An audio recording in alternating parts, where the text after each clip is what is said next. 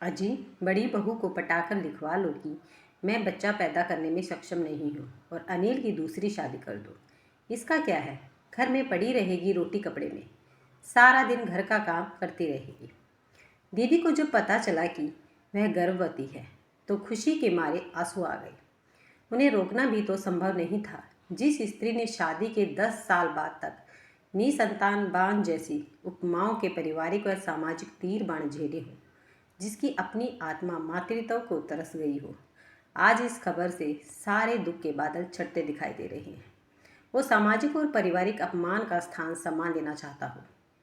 वो क्षण अंततः सुखद आभास देते हैं और सबसे बड़ी खुशी अपनी ही कोख में पल रहे अपने प्रतिबिंब के प्रति उमड़ता मातृत्व भाव, जो स्त्री को अपने आप में पूर्णता की अथाह खुशी देता है। दीदी स्वभाव से बहुत धर्म वाली थी। न जाने इतना कुछ सहने की शक्ति उनमें कहाँ से पैदा होती रहती थी। परिवार भी भरा पूरा, एक बड़ी ननद जो शहर में ही ब्याही गई थी, एक देवर देवरानी जिसके शादी के साल भर बाद ही एक पुत्र रतन पैदा होने से परिवार की दुलारी व सारे दिन बच्चे में लगे रहने से काम न करने का बहाना। उसकी शादी दीदी से साल भर बाद ही हुई थी और इस समय उनके 3 बेटे हैं। दीदी को हर समय घर की चक्की में पिसते रहना, सबकी फरमाइशों पूरी करने के साथ हर समय यह भी सुनना कि इसके बच्चा नहीं है, इसे तो फुर्सत ही फुर्सत है। एक बार दीदी देवरानी के रोते बेटे को चुप कराने लगी, जो किसी हाल में चुप होने का नाम ही नहीं ले रहा था। उसी समय बाहर से आती ममता तुरंत अपने बेटे को दीदी की गोद से खींचते हुए बोली, भाभी जी, आप तो घर के काम ही किया करें, ये आपके बस का नहीं है। इतने में सास बोल पड़ी, बच्चे की माँ को ही बच्चे की ज़रूरत का पता चलता है कि उसे कब क्या चाहिए या उसे कोई परेशानी है। बच्चा पालना कैसा होता है, बच्चा होने से ही पता चलता है। एक बार तो दीदी की सास की एक सहेली उनके घर आई और उन्होंने दीदी की सास को सलाह दी, अजी, बड़ी बहू को पटाकर लिखवा लो कि मैं बच्चा पैदा करने में सक्षम नहीं हूँ और अनिल की दूसरी शादी कर दो। इसका क्या है, घर में पड़ी रहेगी रोटी कपड़े में, सारा दिन घर का काम करती रहेगी। और हमारे ये तो कहते हैं कि घर से बाहर निकलते समय रान मिले तो भली, पर बांझ न मिली। दीदी ने चाय की ट्रे लाते हुए उनकी सारी बातें सुन ली। अब तो उनके पैरों तले धरती ही खिसक गई। कौन था जो उसके मन की व्यथा को समझता, उसे गले से लगाता, जब जीजा जी ही उसके दुख दर्द को नहीं समझना चाहते थे, क्योंकि वो भी तो अपने माता पिता के स्वर्ण कुमार जो ठहरे। बीवी की आवश्यकताओं और परेशानियों से दूर, पर औरत का यह रूप देखकर मेरा मन गलाने से भर उठा। सच, आज औरत की दुर्दशा करने वाली औरत ही है और कोई नहीं। लेकिन मैं भी लाचार दीदी की कोई मदद नहीं कर पा रही थी, बस उनके दुख दर्द को सुनकर एहसास भर लेती थी और जब तक उन्हें हिम्मत दिलाती रहती, हर बार यही कहती रहती, दीदी, सब दिन एक जैसे नहीं होते, हर रात के बाद भोर की एक नई किरण आती है। मैं दीदी की छोटी बहन अनु, मेरी शादी 2 वर्ष पूर्व रोहन IAS के साथ हुई थी। संयोग से 4 माह पूर्व ही रोहन का तबादला भी यहीं हो गया था। मैं भी जबलपुर कॉलेज से त्याग पत्र देकर यहीं गर्ल्स कॉलेज में लेक्चरार के पद पर कार्य करने लगी थी। मेरे यहाँ आने के बाद दीदी बहुत संतुष्ट नजर आती थी और इस खबर के बाद तो वह हमेशा मुझसे कहती रहती कि अन्नू, तेरे कदम तो मेरे लिए बहुत मुबारक हैं। दीदी के 2 माह बाद ही मैंने भी कंसीव कर लिया था। मेरा व दीदी का मिलना होता रहता था। न जाने ये बदलाव स्वार्थवश स्थायी या अस्थायी था। एक दिन हम दोनों का खाना दीदी के घर था। खाने के बाद बस यूं ही गपशप होती रही। दीदी की सास बोली, अन्नू, तुम्हारी दीदी भी तुम्हारा साथ देने के लिए इतने समय से प्रतीक्षा कर रही थी। और हाँ अन्नू, अब तो तुम्हें भी नौकरी छोड़नी पड़ेगी। मैंने कहा, क्यों अम्मा जी? जो महिलाएं नौकरी करती हैं वह बच्चे नहीं पाल सकती या घर के काम नहीं संभाल सकती, और दीदी वाली गलती मैं नहीं कर सकती। हमारे माता पिता ने कितनी मुश्किलों में भी हमें शिक्षित कर अपने पाँव पर खड़ा किया और हम खुद ही अपने पैर पर कुल्हाड़ी मार ले। वैसे दीदी ने भी अपनी खुशी या मजबूरी में जो भी हो नौकरी छोड़ने का निर्णय गलत ही लिया। दीदी की सास बोली, अरे बच्चे होंगे तब पता चलेगा। मैंने हंसते हुए ममता दीदी की ओर देखकर कहा, क्यों अम्मा जी? ये ममता दीदी जो आए दिन शॉपिंग का शौक पूरा करती है, उतना समय नौकरी में पूरा किया जाए तो क्या बुराई है? उस दिन के बाद से दीदी की सास व देवरानी मुझसे खुश नहीं रहती थी, पर अब वह दीदी को अक्सर कहती थी कि तुम्हारी बहन बहुत तेज है। न जाने क्यों मुझे पुरुषों की अपेक्षा नारी द्वारा नारी के अधिकारों का हनन अधिक कष्टप्रद लगता था। और यह भी सच है, जब भी पुरुष वर्ग नारी का शोषण करता है, कहीं न कहीं प्रत्यक्ष या परोक्ष नारी का ही हाथ नजर आता है। मुझे याद है, दीदी जब छोटी थी तो हर समय माँ कहती रहती थी, तुम घर के बाहर खेलने नहीं जाओगी। और दीदी हमेशा इस बात पर खींचती थी कि भैया जाएगा और मैं नहीं। क्यों? जबकि वो तो घर का काम भी नहीं करता और बाहर खेलने भी जाता है। जब 9वीं कक्षा में आई तो पढ़ने में होशियार होने पर भी कला विषय ही दिलाया गया, क्योंकि विज्ञान या वाणिज्य जिन स्कूलों में थे उनमें सह शिक्षा थी और मेरी माँ इस बात के लिए कभी राज़ी नहीं थी। इसलिए आगे की पढ़ाई के लिए उन्हें लड़कियों के कॉलेज में ही प्रवेश लिया। और तो और माँ के ढेर सारे नियमों के तहत, जैसे और नहीं हंसना, जवाब नहीं देना, भैया के दोस्तों से ज़्यादा हंसकर नहीं बतियाना, ऐसे नहीं उठना, ऐसे नहीं बैठना, देर तक नहीं सोना, और भी न जाने क्या क्या। वर्षों औलाद न होना भी माहौल कुछ ऐसा ही बना दिया था कि पहला लड़का ही होना चाहिए। दीदी को यह आशंका भी बेचैन किए रहती थी, अब क्या होगा अगर लड़की हो गई, तो फिर मुझे सास व इनके अपमान की भोग्या बनना पड़ेगा। आखिर किस्मत का लिखा कौन टाल सकता है। दीदी ने एक बहुत सुंदर बिटिया को जन्म दिया। मैं व रोहन दीदी से अस्पताल में मिलने गए। मुझे देखते ही दीदी मुझसे लिपट कर रोने लगी। बोली, भगवान ने इतने वर्षों बाद मेरी गोद भरी, वह भी बिटिया से, जो घर वालों को कतई पसंद नहीं। मैंने कहा, हद हो गई दीदी, आप भी ऐसी बात कर रही हैं। भगवान का शुक्रिया अदा करो जिन्होंने इतनी प्यारी बेटी दी है। और बेटी तो माँ की सबसे अधिक हमदर्द होती है।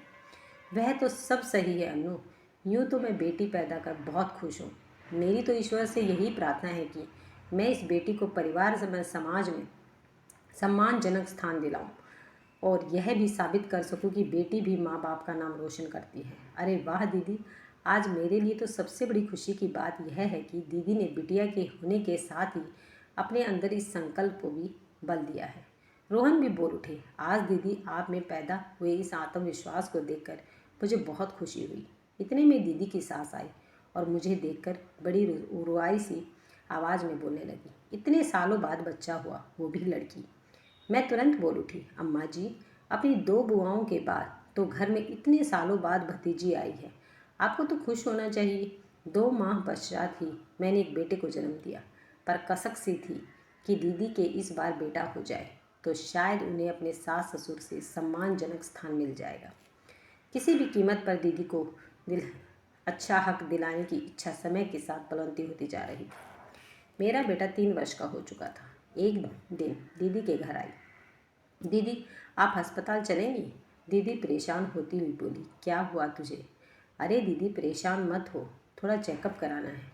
दीदी ने बताया, अन्नू, मुझे भी दिखाना है, 15 दिन ऊपर हो गए, किंतु विशेष परेशानी नहीं, बस थोड़ी कमज़ोरी सी लगती है। मैंने मजाक किया, क्यों दीदी, इस बार दोनों की तारीख एक ही आएगी क्या? डॉक्टर ने दोनों मुआयना किया। बड़े ही आश्चर्य से बोले, क्या बात है, दोनों के बीच बस हफ्ते का ही फर्क है, क्या योजना प्रेगनेंसी है? मैंने कहा, डॉक्टर साहब, ऐसी बात तो नहीं, महज एक इत्तेफाक पर सुखद है। अब मैं अक्सर दीदी को यह याद दिलाती रहती, देखना दीदी, इस बार आपको बेटा और मेरी बेटी होगी। दीदी के घर जाती उनके ससुराल वाले व जीजा जी के साथ हमेशा शर्त लग जाया करती कि इस बार दीदी को बेटा ही होगा। यह सुनकर ही उनके परिवार वाले खुश हो जाया करते थे। इस बार भी हम डिलीवरी के लिए अपने मायके निश्चित समय पर पहुँचे। निश्चित समय पर हम अस्पताल पहुँच गए। भगवान ने हमारी सुन ली, मुझे बेटी और दीदी को बेटा हुआ। मैं वह दीदी 2 माह बाद अपने अपने घर चले गए। रोहन व उसके माता पिता बिटिया में से बहुत खुश थे। हमारा तबादला हो गया था, अगले हफ्ते ही हमें जाना था। मुझे व दीदी दोनों को ही एक दूसरे से बिछड़ने का दुख था, पर जाते जाते दीदी की बिटिया प्रतिज्ञा के पैदा होने के समय उठे उनके मन के संकल्प याद दिलाकर उस पर अमल करते रहने की सलाह दी। समय अपनी गति से व्यतीत होता रहा और समय के साथ ही बच्चे भी बड़े होते गए। चारों बच्चे पढ़ने में होशियार थे। बढ़ती उम्र व पारिवारिक जिम्मेदारियों के कारण और रोहन के साथ 3 साल बाहर चले जाने से दोनों बहनों को आपस में मिले हुए दिल की बातें किए एक ज़माना गुजर गया था। दीदी के पत्रों से इतना अवश्य पता चलता था कि जैसे दीदी में अब पहले वाली बात नहीं। अब उन्होंने अपने परिवार में अपनी इज्जत स्वाभिमान बनाने के साथ बच्चों को भी बड़ा संस्कारी, शिक्षित व स्वयं के प्रति बच्चों में एक श्रद्धा केंद्रित की है। एक दिन सुबह सुबह पेपर पढ़ा तो मारे आश्चर्य व खुशी से आंखों में आंसू लिए चिल्ला पड़ी। रोहन नहा रहे थे। बाथरूम का दरवाज़ा बाहर से ही पीट पीट कर कहने लगी, रोहन सुनो, कितनी बड़ी खुशखबरी है। मुझे तो अपनी आंखों पर विश्वास नहीं हो रहा, जल्दी बाहर आओ। रोहन घबराए से आधे नहाए बाथरूम से निकले और पूछा, क्या हुआ। यह देखो पेपर की खबर। बड़े बड़े अक्षरों में लिखा था, प्रतिज्ञा शर्मा, पिता अनिल शर्मा आईआईटी में प्रथम स्थान पर रही। रोहन ने अपने दोनों हाथ मेरे कंधों पर रखते हुए कहा, हाँ अनु, यह सच है। हमारी प्रतिज्ञा बेटी ही आईआईटी में प्रथम है। तुम्हें उसकी तस्वीर देखकर भी अपनी आंखों पर विश्वास नहीं हो रहा, शायद इसलिए कि तुम्हारी आंखों से अभी तक आंसू बह रहे हैं। अनु आंसू पोंछते हुए अपने को संयत करते हुए बोली, मेरी खुशी के मारी यह स्थिति है तो दीदी जीजा जी की स्थिति मेरी कल्पना से बाहर है। आज उसके दादी बाबा के पैर जमीन से न जाने कितने ऊपर उठ गए होंगे।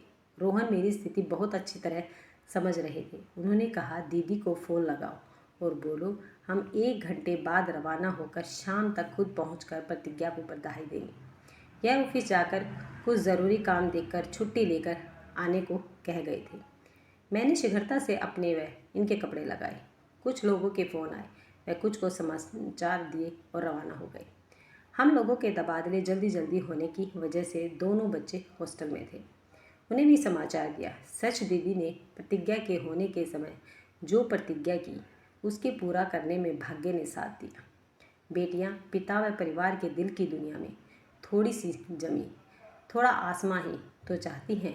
यदि उन्हें उनका अधिकार मिल जाए, प्यार मिल जाए तो उनके नाम से भी पिता की पहचान बन सकती है। क्यों रोहन, यह सच है ना। रोहन जोर से हंसे और बोले, मैडम आप शरीर से यहाँ और मन से दीदी व प्रतिज्ञा से बातें कर रही हैं। मुझसे तो तुमने इतनी देर में किसी तरह की बातचीत की नहीं कि मैं तुम्हें कोई जवाब देता। अन्नू मुस्कुराते हुए छेप गई। रात 8 बजे हम दीदी के घर पहुंच गए। गाड़ी से उतरते ही सबसे पहले दीदी बाहर आ गई थी। बस मैं व दीदी एक दूसरे से ऐसे गले लगे कि मन की सारी खुशी, सारी बातें मानो इस उपलब्धि की बधाई भी एक दूसरे को इन आंसू से ही देना चाहते थे। इतने में प्रतिज्ञा बोली, मौसी आप सारी बातें इस तरह करेंगी या मुंह से भी कुछ कहेंगी। प्रतिज्ञा की मधुर आवाज़ ने तो आकर्षित ही किया ही साथ में उसे एक टक निहारती रही। कितनी सुंदर लग रही थी। प्रतिज्ञा के चेहरे पर विश्वास की चमक, सादगी की खूबसूरत अदा, शालीनता से पहने लिबास पर लंबे लंबे बालों की चोटें। क्या इसी लड़की ने आईआईटी में सर्वोच्च स्थान प्राप्त किया है।